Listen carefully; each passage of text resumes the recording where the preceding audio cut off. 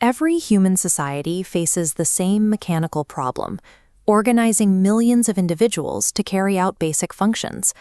To survive, they must coalesce and consolidate power. That ultimate authority to make and enforce rules within a specific geographic boundary is known as sovereignty.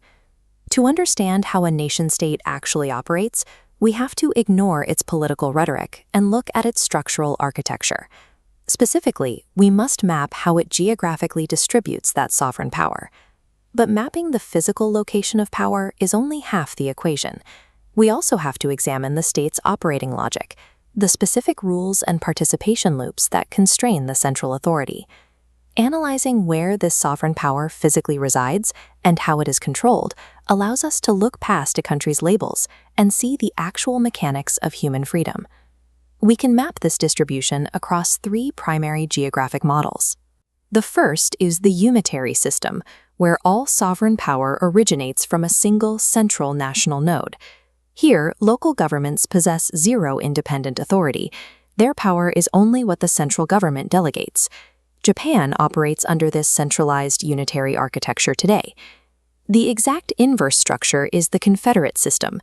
When the United States first broke from Great Britain, it organized under the Articles of Confederation, a loose union where independent states retained sovereign control, leaving the central hub weak and dependent. Few of these systems exist today, though the Federated States of Micronesia maintains a rare confederate structure, favoring extreme local autonomy over central power. To balance the extremes of total centralization and total fragmentation, early leaders developed a third model, the federal system. The core mechanic here is shared sovereignty. The national government and the state governments possess distinct, independent spheres of authority operating at the same time. Many modern nations, including Brazil, utilize this divided federal architecture. Identifying whether a state is unitary, confederate, or federal is the necessary first step in diagnosing its structure. This geographic hardware dictates the physical capacity of a central government to act upon its citizens. Once the power is distributed, a state requires an operating system. That plan, providing the rules for the government itself, is a constitution. It serves three structural roles: identifying shared ideals, establishing the basic duties, and providing the supreme law. The United States Constitution, created in 1787, is the oldest functioning written example of this operating system still serving a nation today. But here we encounter a paradox. The mere existence of a written document does not mean a society actually has a constitutional government. The People's Republic of China has a written constitution filled with guarantees of civic rights. Yet the government operates completely without those limits, actively deploying state power to suppress political opposition and silence the public voicing of opinions. In mechanical terms, the state deploys a great firewall that systematically blocks access to global platforms and censors political activism, overriding the written rules entirely. Therefore, the term constitutional government must be strictly defined as limited government. It is a system where the operating rules actually bind and restrict the officials in power, rather than just acting as a decorative document. We can plot how these governments interact with populations along a horizontal spectrum, ranging from absolute control to absolute participation. At one extreme are authoritarian systems.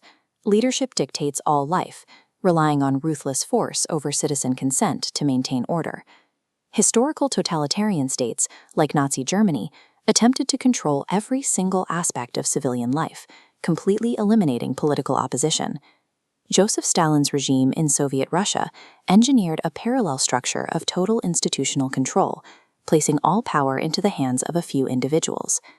Between 1947 and 1989, Romania's autocracy under Nicolae Ceausescu utilized highly specific mechanics of suppression, a vast secret police network that turned neighbors into spies, and strict economic rationing to keep the population weak.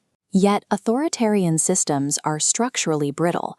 In 1989, the Romanian population rose up and violently dismantled Ceausescu's regime. On this side of the spectrum, we see variance based on headcount.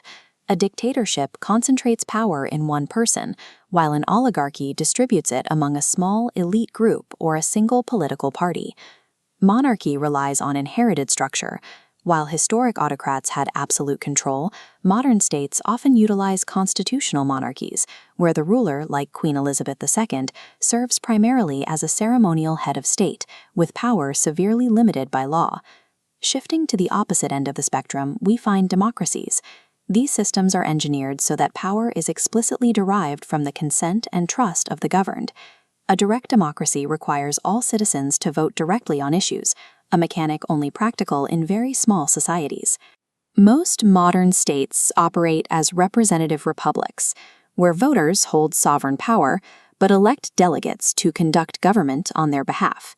Many nations hold elections, but the true placement of a state on the spectrum is determined by one structural test: whether the system allows citizens to peacefully remove their leaders from power when they fail. Democracy is not a default state of human organization. It is an engineered system that requires constant diagnostic checks to prevent the natural consolidation of power. Nomenclature is deceptive.